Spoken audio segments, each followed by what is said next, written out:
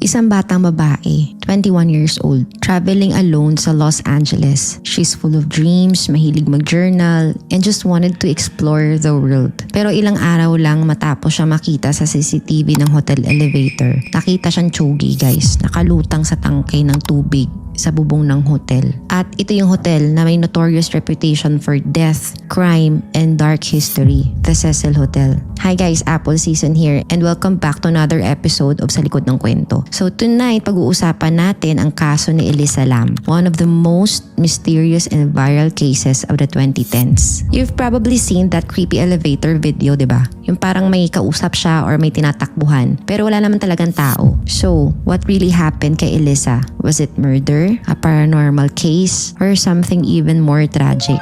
A mind slowly falling apart. Let's dive in.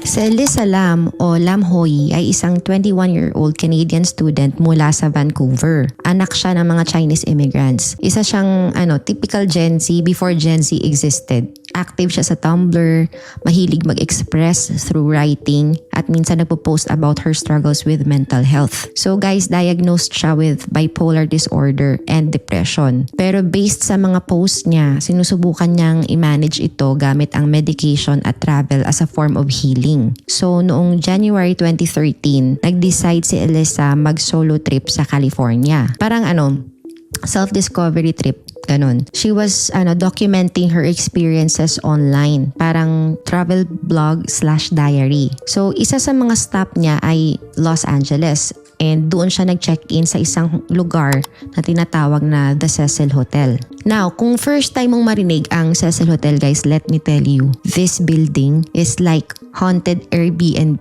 on steroids. Built noong 1920s pero over the years, naging bahay ito ng mga crimes, suicide and serial killers. Dito tumira si Richard Ramirez aka The Night Stalker habang ginagawa niya yung mga brutal murders niya sa LA. At meron pang isang killer, si Jack Unterweger, na dito rin nagstay. So imagine nyo guys, isang student from Canada checking into a hotel na literal may death magnet energy. So noong 2013, nag-rebrand pa yung hotel as Stay on Main para mawala yung bad reputation. So pinalitan yung name. Pero kahit anong palit ng name guys, yung mga multo ng nakaraan parang hindi talaga mawala. Now, si Elisa nag-check-in sa Cecil around January 26, 2013. So originally, she was sharing a room with other travelers. Parang hostel setup. Pero inilipat siya guys sa solo room after complaints na she was acting odd.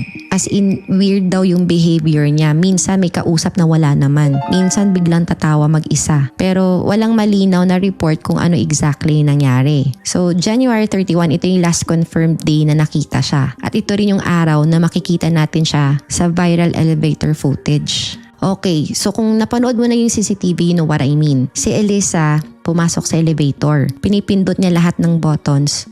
Tapos lumalabas siya, bumabalik, natatago sa corner. May mga galaw siyang parang takot. Tapos maya-maya parang kausap niya yung hangin. At dito na nagsimula yung mga internet theories. Some said she was being chased by someone. Others believed na she was possessed. Pero may isa pang explanation. According sa mga experts, possible daw na si Elisa ay nagkaroon ng psychotic episode dahil sa bipolar disorder niya. So in layman's terms guys, kapag hindi ka consistent sa medication mo for bipolar disorder, pwede ka magkaroon ng hallucinations o manic episodes. Parang nagiging hyper-real yung imagination mo at minsan hindi mo na ma-distinguish kung ano yung totoo sa hindi. And the toxicology report later confirmed na kulang sa medication si Elisa during that time. So possible nga na hindi siya nakainom ng tamang medication. Okay, so after that CCTV video, nawala na si Elisa. Her parents reported her missing on February 1 kasi hindi na siya tumatawag or nagme-message. Nag-start mag-search ang LAPD or Los Angeles Police Department with dogs, with interviews pero walang trace. Hanggang sa lumipas na yung halos 20 days.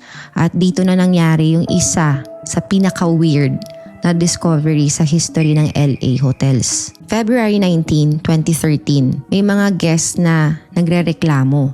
Ang sabi nila, the water pressure is weak. Yung iba pa, bakit may weird taste yung tubig? Yes, Let that sink in for a second. So, isang maintenance worker ang umakyat sa rooftop para tingnan yung water tanks. Tapos doon, nakita nila yung bangkay ni Elisalam naka-float sa loob ng tangke ng tubig. She was naked, her clothes floating beside her, kasama yung room key at wristwatch niya. Ang tanong lang lahat, paano siya nakarating dun?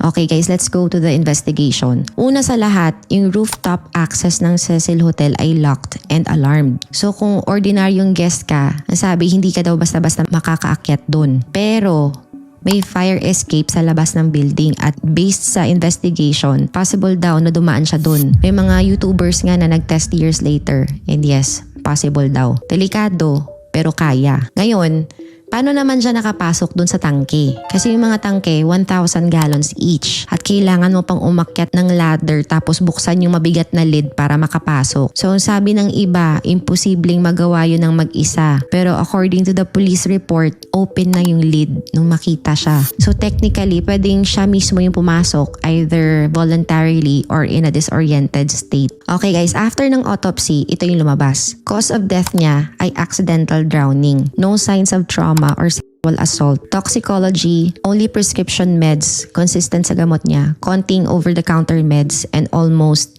zero alcohol.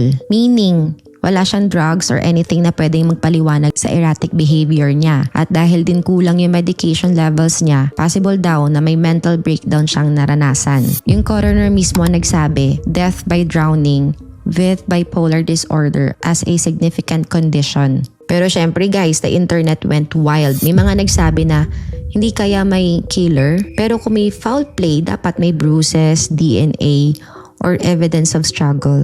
Pero wala. May nagsabi naman na pwedeng na-drug siya, pero toxicology didn't find any major substances. At may iba pa na nag-claim na paranormal daw. Because, hello, Cecil Hotel is like a real-life horror movie. Pero again, walang scientific evidence to prove that. So in short, the official investigation concluded na it was a tragic accident fueled by mental illness, isolation, and the hotel's dark atmosphere. Now guys, Elisa's parents filed a wrongful death lawsuit laban sa hotel pero na-dismiss ito noong 2015. Ang sabi ng korte, wala namang negligence na napatunayan. Pero kahit sarado na yung case, hindi pa rin doon natatapos sa mga tao. In 2021, lumabas ang Netflix docu-series Crime Scene: The Vanishing at the Cecil Hotel at bumalik sa spotlight yung kwento ni Elisa. At dahil na rin sa TikTok at Reddit, patuloy na nagiging urban legend si Elisalam. A reminder na minsan, the scariest stories are not supernatural, but psychological. You know what's really sad here, guys? She wasn't just a mystery case. She was a daughter, a writer, a young woman trying to find herself. And siguro the scariest part isn't the hotel or the water tank, but how someone struggling silently can end up alone in a city full of people. So kaya guys, ano sa tingin nyo? Accident ba talaga or something darker? Drop your thoughts in the comments. If may baka pang story suggestions, crime, mystery, o kahit historical scandal, comment mo or i-DM mo lang sa akin. Malay mo, yan ay next Dark Chika natin. Real stories, twisted endings, Dark Chika. This is Sa Likod ng Kwento with me, Apple Season, and as always, don't forget to like, follow, share, and save.